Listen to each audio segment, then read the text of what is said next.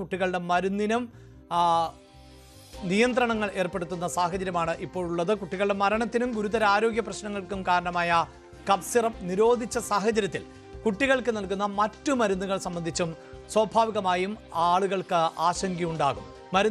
പ്രത്യേകിച്ച് കുട്ടികൾക്ക് നൽകുന്ന മരുന്നിന്റെ ഗുണനിലവാരം പരിശോധിക്കുന്നുണ്ടോ? എന്തുകൊണ്ടാണ് ഇങ്ങനെയൊരു മരുന്ന് വിപണിയിൽ വിൽക്കാൻ കഴിഞ്ഞത്? സമാനമായ മരുന്നുകൾ വിപണിയിൽ ഉണ്ടാകാൻ സാധ്യതയുണ്ടോ?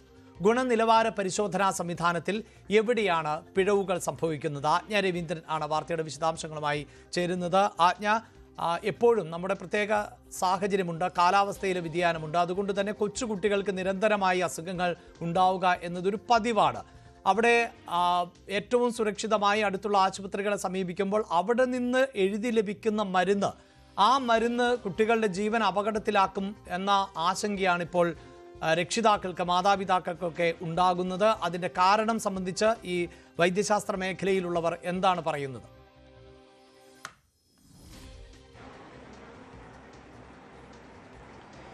അഭിലാഷ്, കഫ് സിറപ്പിൽ ഉപയോഗിക്കുന്ന മരുന്നുകളുടെ, അതായത് കെമിക്കൽസിൻ്റെ ഒരു അളവിലുള്ള വേരിയേഷനൊക്കെ വളരെ അപകടകരമായ രീതിയിൽ ബാധിച്ചേക്കാമെന്ന് തന്നെയാണ് ആരോഗ്യ മേഖലയിലുള്ളവർ പറയുന്നത്. പ്രത്യേകിച്ചും ഡ്രഗ് കൺട്രോളർ ഇതിൻ്റെ കണ്ടന്റുകൾ, ഇതിലെ കെമിക്കലുകൾ നിരോധിക്കുന്ന ഒരു സാഹചര്യത്തിലേക്ക് പോയിട്ടുണ്ട്. എന്നിരുന്നാലും ഈ പറയുന്ന SR13 ബാച്ചിലുള്ള മരുന്നുകൾ കേരളത്തിലേക്ക് എത്തിയിട്ടില്ല എന്നുള്ളത് വലിയ ആശ്വാസകരമായി തുടരുന്നുണ്ട്. കാരണം ഈ പറയുന്ന കോൾഡ്രിഫിനകത്ത് അതായത് ഈ 13 ബാച്ചിലുള്ള മരുന്ന്, കോൾഡ്രിഫിൻ്റെ തന്നെ ആ പ്രൊഡക്ഷനിലുള്ള മരുന്നുകളൊന്നും കേരളത്തിൽ എത്തിയിട്ടില്ല. ആ ഒരു ബാച്ചിലുള്ള മെഡിസിൻസ് ഒന്നും കേരളത്തിൽ എത്തിയിട്ടില്ല എന്ന് തന്നെയാണ്. എന്നിരുന്നാൽ പോലും നമ്മളിപ്പോൾ ഉള്ളത് ജനറൽ ആശുപത്രിയിലെ പീഡിയാട്രിക് വിഭാഗത്തിലാണ്. ഡോക്ടറുടെ OPയിൽ അല്പം തിരക്കിലായതുകൊണ്ട് അല്പസമയത്തിനകം നമ്മളോടൊപ്പം ചേരുമെന്നാണ് ഡോക്ടർ അറിയിച്ചത്. ഡോക്ടർ വിനീത നമ്മളോടൊപ്പം ചേരും. അവർ പറഞ്ഞതും അനുസരിച്ചിട്ട് കുഞ്ഞുങ്ങൾക്ക്, പ്രത്യേകിച്ചും ഈ ചുമയ്ക്കായാലും ജലദോഷത്തിനായാലും ഈ ഒരു ചെറിയ സിംറ്റംസ് കാണിച്ച് തന്നെ ഹോസ്പിറ്റലിൽ ചെല്ലുമ്പോൾ തന്നെ ഈ കഫ് സിറപ്പ് കൊടുക്കുന്ന ഒരു ശീലമുണ്ട്. അതല്ലെങ്കിൽ നമ്മൾ തന്നെ, പാരൻസ് തന്നെ അതിനുള്ള പ്രിസ്ക്രിപ്ഷൻ കയ്യിലുണ്ടെങ്കിലോ അതല്ലെങ്കിൽ മെഡിക്കൽ സ്റ്റോറിൽ നേരിട്ട് ചെന്നിട്ടോ ഇത്തരം കഫ് സിറപ്പുകൾ വാങ്ങിക്കൊടുക്കുന്നതിൻ്റെ പ്രവണതയുണ്ട്.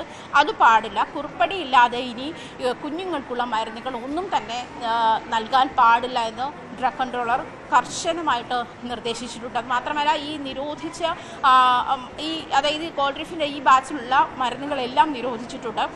ഈ പ്രൊഡക്ഷൻ എല്ലാം നിരോധിച്ചിട്ടുണ്ട്. അതിലെ ഈ പറയുന്ന കെമിക്കലുകൾ, ഇതിലുള്ള കെമിക്കലുകൾ പ്രത്യേകിച്ചും ബ്രോങ്കൈറ്റിസിനും അതുപോലെ തന്നെ ആൻറ്റിഹിസ്റ്റമിൻ കൂടുതലുള്ള മരുന്നുകളാണ്. അതിൻ്റെ അളവുകൾ അനുസരിച്ച് ഓരോരോ വേരിയേഷൻസ് ഉണ്ടാവുകയും ഒരു പക്ഷേ ഈ പറഞ്ഞതുപോലെ ഈ ചുമയെന്ന് പറയുന്ന ഒരു ലക്ഷണമാണ്.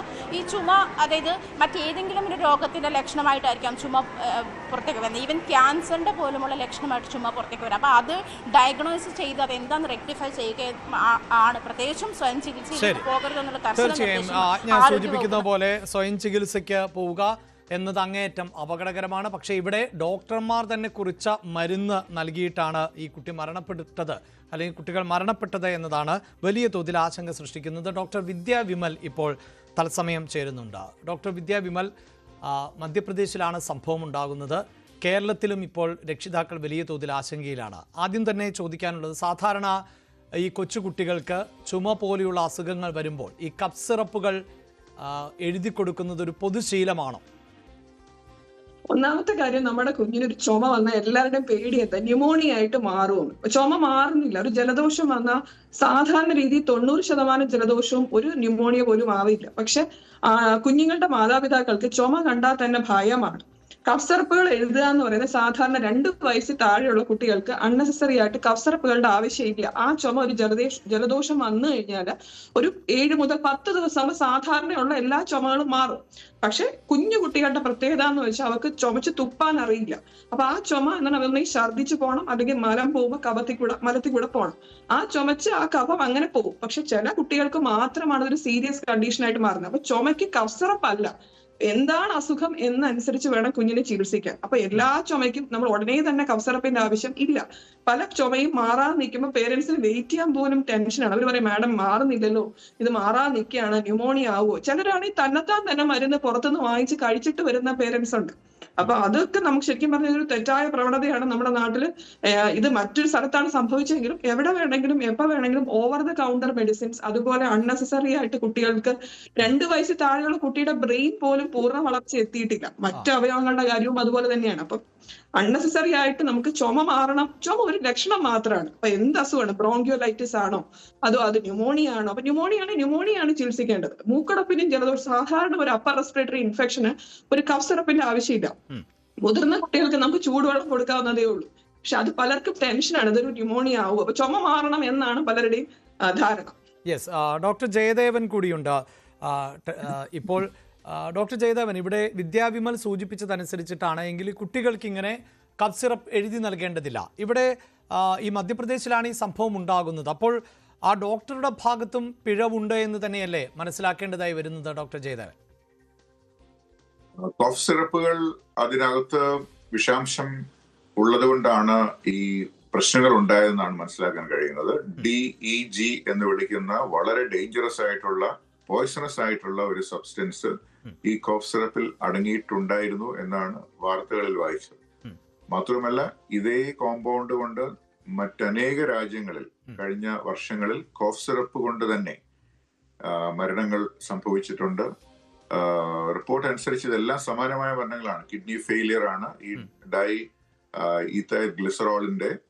ഡൈഎത്തിലൈൻ ഗ്ലിസറോളിന്റെ DEG എന്ന് വിളിക്കുന്ന കോമ്പൗണ്ട് ആണ്, അതിന്റെ മാനിഫെസ്റ്റേഷൻ ആണ്. അത് യാതൊരു കാരണവശാലും ഒരു കോഫ് സിറപ്പിൽ ഉണ്ടാകാൻ പാടില്ലാത്ത ഒരു പദാർത്ഥമാണ് ഈ DEG എന്ന് പറയുന്നത്. അപ്പോ അത് ഒരു ഡോക്ടർ ഒരു മരുന്ന് കൊടുക്കുമ്പോഴോ ഡിസ്പെൻസ് ചെയ്യുമ്പോഴോ പ്രിസ്ക്രൈബ് ചെയ്യുമ്പോഴോ ഡോക്ടർക്ക് ഈ കോഫ് സിറപ്പിനകത്ത് ഈ വിഷാംശം ഉണ്ടെന്ന് അറിയാൻ യാതൊരു നിർവാഹവുമില്ല. അത് നമ്മുടെ രാജ്യത്ത് നിലവിലുള്ള മരുന്നുകളുടെ ഗുണനിലവാര പരിശോധനയാണ് അത് ഉറപ്പാക്കേണ്ടത്. അല്ലാതെ ആ ഡോക്ടർക്ക്, ഒരു ഡോക്ടറും ഒരു വിഷാംശം അല്ല, അത് സ്വാഭാവികമാണ്. എന്റെ സംശയം ഞാൻ ആവർത്തിക്കുന്നു, ഡോക്ടർ വിദ്യാവിമൽ സൂചിപ്പിച്ചത് തന്നെ ഈ കൊച്ചു കുട്ടികൾക്ക് കഫ് സിറപ്പ്.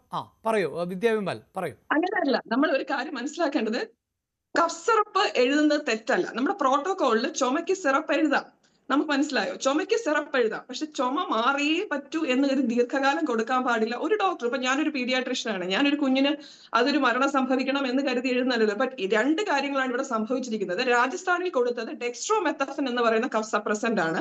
മധ്യപ്രദേശിൽ കൊടുത്തിരിക്കുന്ന മരുന്നിന്റെ ക്വാളിറ്റിയിൽ പ്രശ്നമുണ്ട്. DEG, നേരത്തെ ഡോക്ടർ സൂചിപ്പിച്ച പോലെ DEG പ്രൊപ്പലൈൻ ഗ്ലൈക്കോൾ അല്ലെങ്കിൽ ഗ്ലിസറിൻ വേണ്ടിടത്ത് കമേഴ്ഷ്യൽ ആവശ്യത്തിന് കൊടുക്കുന്ന പദാർത്ഥമാണ് കലക്കുക. അപ്പൊ ക്വാളിറ്റി പ്രശ്നമാണ്. രണ്ടാമത് കഫ് സപ്രസൻസ്, ഞാൻ നേരത്തെ ആദ്യം പറഞ്ഞത്, ഒരു പീഡിയാട്രിഷ്യനും ഒരു കുട്ടിക്ക് അസുഖം വരണം അല്ലെങ്കിൽ മരണം സംഭവിക്കണം എന്ന് കരുതി ഒരു കഫ് സിറപ്പ് എഴുതില്ല. നമ്മൾ മനസ്സിലാക്കേണ്ട കാര്യം, ചുമ ഒരു രോഗലക്ഷണമാണ്. ചുമയെ ചികിത്സിക്കുക എന്ന് പറയുന്നത് അസുഖം എന്താണെന്ന് കരുതി ചികിത്സിക്കുക. രണ്ടാമത് ഓവർ ദ കൗണ്ടർ മെഡിസിൻ വാങ്ങിക്കരുത്. നാലാമത്തെ കാര്യം എന്ന് പറയുന്നത്, ചുമ മരുന്ന് കഫ് സപ്രസന്റ് മാത്രമല്ല, എക്സ്പെക്ട്രൻസ് ഉണ്ട്, ആന്റി ഹിസ്റ്റമിൻസ് ഉണ്ട്, ഡീകൺജസ്റ്റൻസ് ഉണ്ട്. എന്ത് വേണം എന്നൊരു ഡോക്ടർ ആവശ്യമുണ്ടെങ്കിൽ എഴുതും. അവസാനമായിട്ട് പറയാനുള്ള ഒരു കാര്യം എന്ന് വെച്ചാൽ, നമുക്കൊരു ചുമയുടെ മരുന്ന് എഴുതുമ്പോൾ 2 വയസ്സ് താഴെയുള്ള കുട്ടിക്ക് ചിലർ തന്നെ പേരൻസ് ദീർഘകാലം കൊടുത്തിട്ട് കുറയാത്തപ്പോഴാണ് നമ്മുടെ അടുത്ത് കൊണ്ടുവരുന്നത്.